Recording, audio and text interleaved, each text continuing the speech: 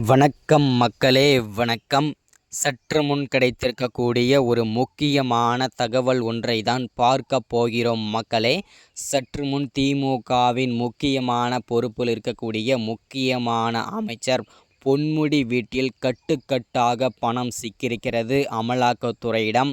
அமலாக்கத்துறைக்கு ஒரு ரகசிய தகவல் கிடைத்திருந்தது. இந்த ரகசிய தகவலின் அடிப்படையில் தான் அமைச்சர் பொன்முடியின் வீட்டை அதிரடியாக சோதனை மேற்கொண்டிருக்காங்க.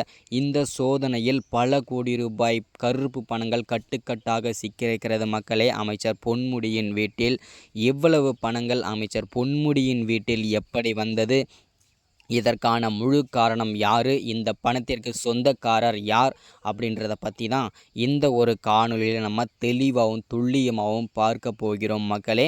அது மட்டும் இல்லாமல் கள்ளக்குறிச்சி மாவட்டத்தில் நேர்ந்த ஒரு கோர சம்பவத்தை பற்றியும் இந்த ஒரு காணொலியில் தொடர்ச்சியாக பார்க்கலாம்.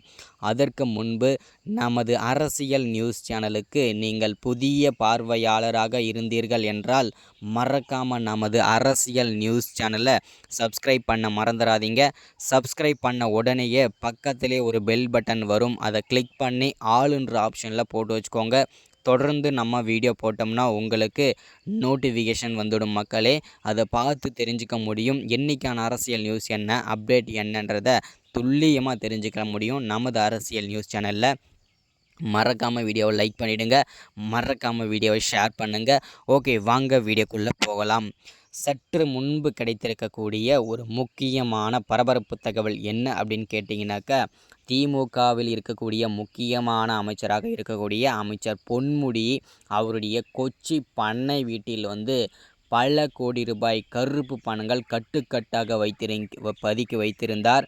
இந்த கருப்பு பணத்தை அமலாக்கத்துறைக்கு ஒரு ரகசிய தகவல் கிடைத்திருந்தது. இந்த ரகசிய தகவலின் அடிப்படையில் அதிரடியாக அமலாக்கத்துறை ஒரு படையுடன் சென்று சோதனை மேற்கொண்டிருந்தாங்க. இந்த சோதனையில் பல கோடி ரூபாய் கருப்பு பணங்கள் கட்டுக்கட்டாக சிக்கியிருக்கிறது மக்களே. அது மட்டும் இல்லாமல் பல லட்ச ரூபாய் மதிப்பிலான போதைப் பொருட்களும் அமைச்சர் பொன்முடியின் வீட்டில் சிக்கியிருப்பதாகவும் தகவல் வெளியாகி கொண்டிருக்கிறது. இதனால் அமைச்சர் பொன்முடியை அதிரடியாக கைது செய்யப்படுவதாகவும் அவரை புழல் சிறையில் அடைக்கப்படுவதாகவும் தகவல் வெளியாகி கொண்டிருக்கிறது மக்களே. ஆல்மோஸ்ட் எல்லாருக்குமே தெரிஞ்ச விஷயம், அமைச்சர் செந்தில் பாலாஜி கைதாகி கிட்டத்தட்ட 1 வருடத்திற்கு மேல் ஆகிறது, இன்னும் வரவே இல்லை. அமலாக்கத்துறை அவ்வளவு மோசமானவர்கள் என்று தெரியும் தான்.